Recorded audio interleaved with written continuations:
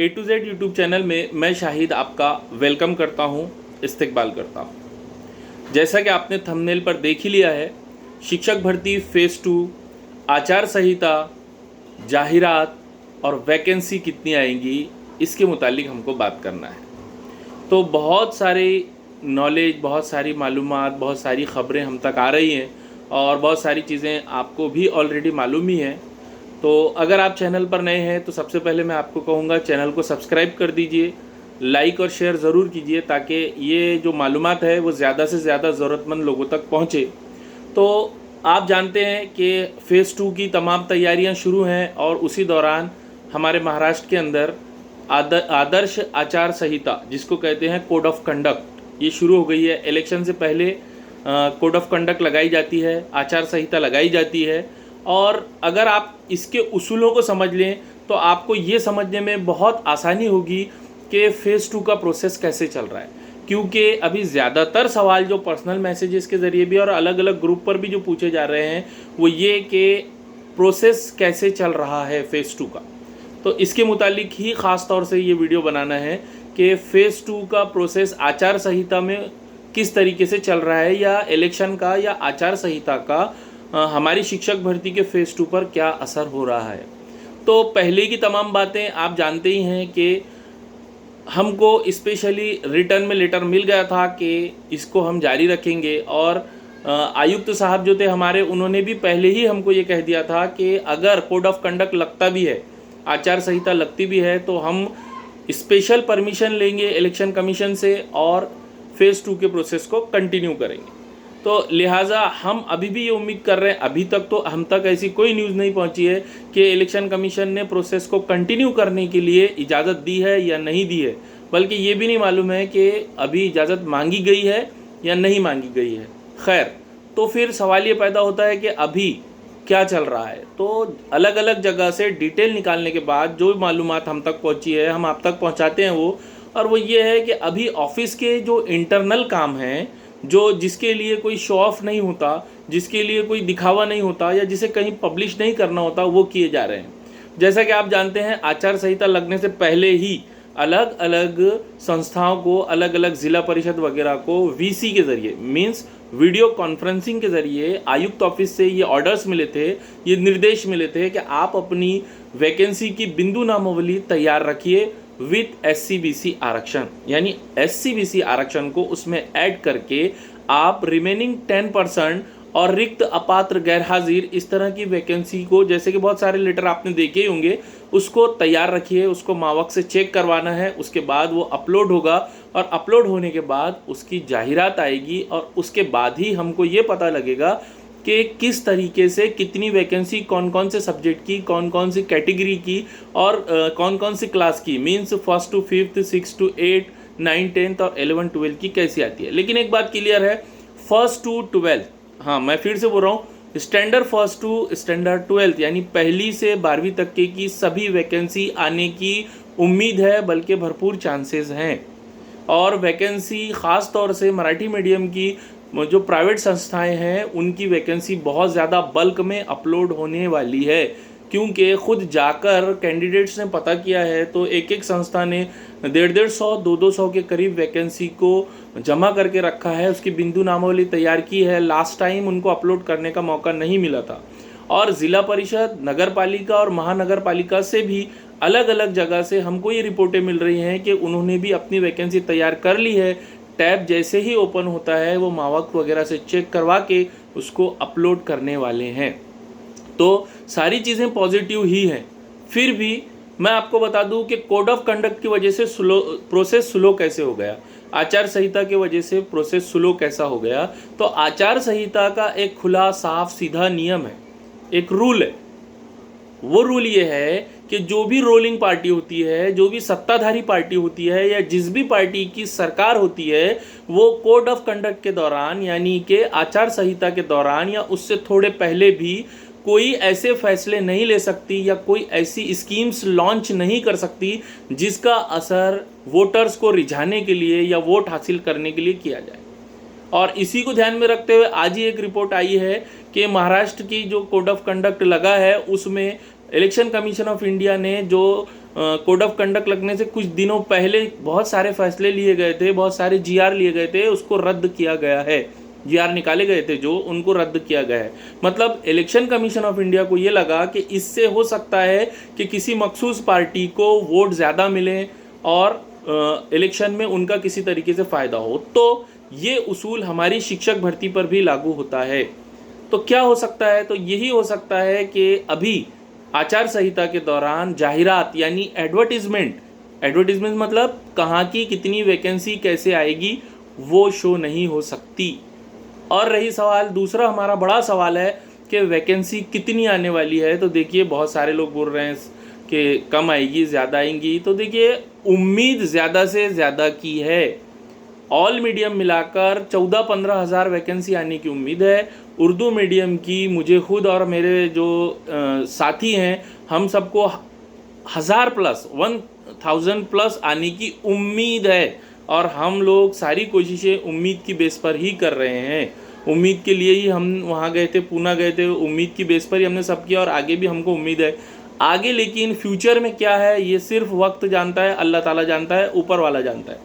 तो इसलिए सब लोग पॉजिटिव सोचिए, थोड़ी सी जगह आएंगी। अभी आप देखिए बहुत सारे लोग अपने अपने ज़िला परिषद, नगर पालिका, महानगर पालिका में जाकर इंक्वायरी कर रहे हैं। जब इंक्वायरी कर रहे हैं तो वहाँ से ये पता लग रहा है कि हमारे पास उर्दू मीडियम की खासतौर से बता रहा हूँ 30 वैकेंसी है, मराठी की मिलाकर 230 है, फलां इतनी है, फलां इतनी है। तो उम्मीद तो ऐसे ही लग रही है कि वैकेंसी ज़्यादा आएगी। लेकिन कुछ एक्सपर्ट्स ये बता रहे हैं कि जितनी वैकेंसी फेज़ 1 में आई थी उतनी तो नहीं आएगी, उससे कम ही आएगी। तो फेज़ 1 में 21,000 आई थी नियर अबाउट, तो अब कम से कम 11,000, 10,500 यानी 10,500 इसके करीब तो वैकेंसी आएगी। तो इस तरीके से मैं अपने साथियों से बस यही अपील करूँगा कि आप सिर्फ उम्मीद रखिए। और बहुत सारे लोग सवाल पूछ रहे हैं कट ऑफ का क्या होगा, फर्स्ट टू फिफ्थ की कितनी वैकेंसी आएंगी। तो इसका सिंपल सा जवाब है, जब तक पोर्टल पर एडवर्टीजमेंट नहीं आती तब तक हम इस बात का अनुमान नहीं लगा सकते, इस बात का अंदाज नहीं लगा सकते, इस बात का गेस नहीं लगा सकते कि कट ऑफ कितना नीचे जाएगा। और हमको ये भी नहीं पता है कि एक नंबर के लिए कितने कैंडिडेट वेट कर रहे हैं अभी। तो अच्छी बात क्या है कि फेज़ 2 होने जा रहा है। कुछ मुश्किलात उसमें यह है कि कोड ऑफ कंडक्ट लगने की वजह से, आचार संहिता लगने की वजह से प्रोसेस स्लो है। फिर भी हम जब न्यूज़ निकाल रहे हैं तो इंटरनल ऑफिस के जो वर्क हैं वो कंटिन्यू जारी हैं, वर्क किए जा रहे हैं, ये भी हमको खबर मिली है। और इसके लिए हम शालेय विभाग का बहुत बहुत शुक्रिया अदा करते हैं कि वो लोग जिस तरीके से उन्होंने वादा किया है वो कंप्लीट कर रहे हैं। और इसके लिए वो बिल्कुल अपने वादे पर टिके हुए हैं कि वो इसी टैट 2 के ऊपर फेज़ 2 कंप्लीट करने वाले हैं। लेकिन कुछ हमारी चिंताएं हैं और वो होना नॉर्मल भी है कि वैकेंसी कितनी आएंगी, कट ऑफ कितना आएगा। अब इस सब में कुछ लोगों का एक बहुत अहम सवाल जो बार बार मुझसे पूछा जा रहा है कि सर हमको इतने मार्क हैं तो हमने फेज़ 2 के लिए वेट करना या टैट 3 की तैयारी करना। तो भाई देखिए टैट 3 की तैयारी करने में कोई हर्ज है नहीं। फेज़ 2 का ये मैं भी नहीं बता सकता और कोई भी नहीं बता सकता कि आपने इंतज़ार करना चाहिए कि नहीं करना चाहिए। मैं इंतज़ार कर रहा हूँ, इसलिए आपको कह रहा हूँ कि ऊपर वाले पर भरोसा करके इंतज़ार कीजिए। लेकिन इसका ये मतलब नहीं है कि टैट 3 की तैयारी नहीं करना है। टैट 3 की भी तैयारी कीजिए। आपके मार्क आप खुद ही सोचिए कि कितनी वैकेंसी आना चाहिए, कितने लोग हैं, कैसा कैलकुलेशन करना है और आपको तैयारी करना है या नहीं करना है।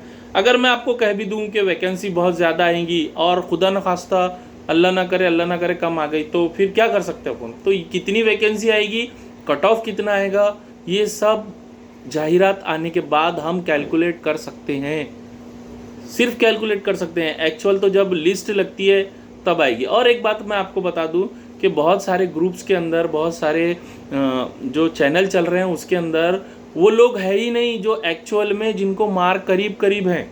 वो बहुत सारे जॉब कर रहे हैं और वो अचानक जैसे ही पोर्टल ओपन होता है तब वो अपना रजिस्ट्रेशन करते हैं, प्रेफरेंस करते हैं और वो आ जाते हैं और हम लोग बहुत ज़्यादा मायूसी का शिकार होते हैं। ये फेज़ 1 में हमको ये चीज़ फेस करना पड़ा। तो इसलिए मैं आपसे रिक्वेस्ट कर रहा हूँ कि देखिए अच्छी उम्मीद रखना बहुत ज़्यादा ज़रूरी है।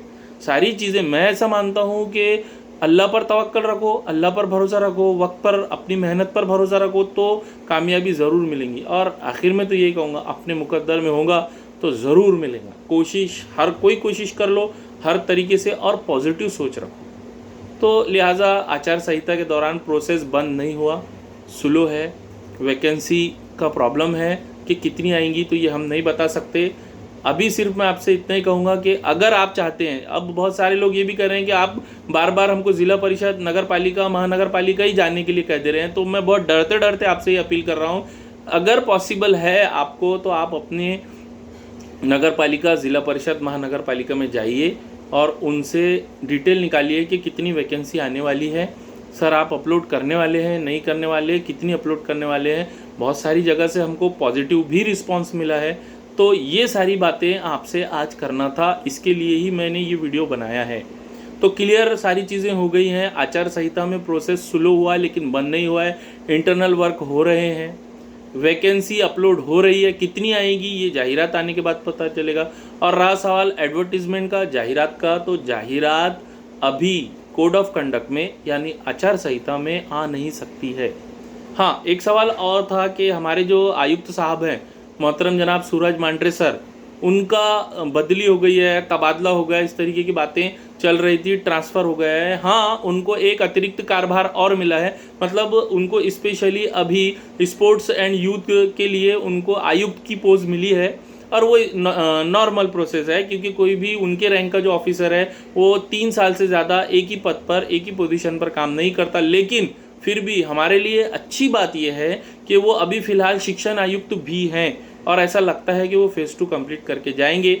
और अगर नहीं भी जाते हैं तो भी वो एक ऑफिसर सारे काम नहीं करते, भले से ही वो हमारे शिक्षक भर्ती के लिए बहुत इम्पोर्टेंट्स थे, उन्होंने ही सारी चीज़ें करवाई हैं और उनके हम इसलिए बहुत शुक्रगुजार भी हैं। लेकिन उनके नीचे जो है जगदाड़े सर है और शिंदे सर है, राजेश शिंदे सर है, ये वाली उनकी जो टीम है और मैडम्स कुछ हैं, ये वाली टीम मिलकर पूरा ये काम करती है। तो ऐसा नहीं है कि सिर्फ एक जन के बदली होने से पूरा प्रोसेस रुक जाएगा। तो आप इत्मीनान रखिए और अफवाहों पर ज़्यादा ध्यान मत दीजिए। अभी कुछ अहम सवाल हैं जिसके जवाब कोई नहीं दे सकता। वैकेंसी कितनी आएंगी, कट ऑफ कितना आएगा, वैकेंसी कब आएगी। और देखिए, मैंने गौर किया है पूरी शिक्षक भर्ती में 2 कैटेगरी के लोग होते हैं, एक साइड पूरी निगेटिव, एक साइड पूरी पॉजिटिव। कुछ लोग कहते हैं अब वैकेंसी बहुत कम आएगी, अब राउंड बहुत टाइम लगने वाला है, अब कुछ नहीं होगा। ये बात उनको भी कंफर्म नहीं मालूम है कि वक्त लगा। और हमारे जैसे लोग जो हैं वो ये कह रहे हैं कि पॉजिटिव रहिए, राउंड होगा, प्रोसेस शुरू है। लेकिन प्रोसेस को वक्त लगता है, ये कोई ऐसी चीज़ नहीं है कि एक क्लिक पर हो जाए। सारा प्रोसेस करना पड़ता है, बिंदु नामावली तैयार करना पड़ता है, मावक से चेक करवाना पड़ता है, अपलोड करना पड़ता है, उस पर उसका एनालिसिस करना पड़ता है, उसकी टेस्टिंग करना पड़ता है, उसके बाद पोर्टल ऑन होता है। तो उम्मीद अच्छी रखिए तो सब अच्छा होगा, ऐसा मेरा मानना है। आगे आपकी मर्जी। अगर दी गई मालूमात आपको पसंद आई हो तो चैनल को सब्सक्राइब कीजिए, लाइक ज़रूर कीजिए। लाइक करने के पैसे नहीं लगते, लाइक करने से फ़ायदा ये होता है कि वीडियो ज़्यादा लोगों को शो होता है और मालूमात उन तक पहुंचती है।